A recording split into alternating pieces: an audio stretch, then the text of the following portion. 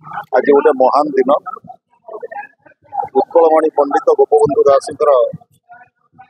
पवित्र जन्म जयंती एभली जड़े जड़े युव पुरुष जन्म जी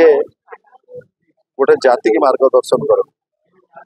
पंडित गोपबंधु दास एभली जड़े व्यक्तित्व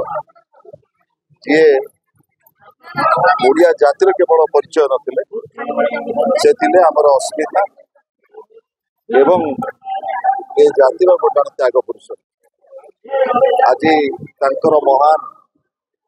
जन्मतिथि एई महान तिथि रे आमे तांकर पवित्र जन्मस्थान सुआंड माटी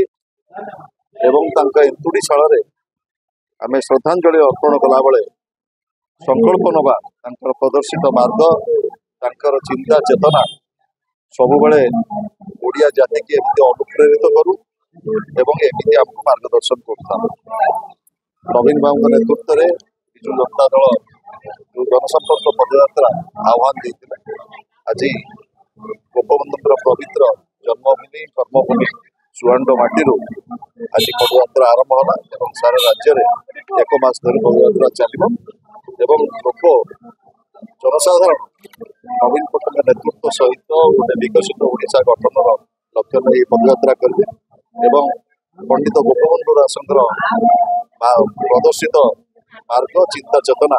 सबुबले आमको उद्बुद्ध करू संकल्प नहीं जाऊँ।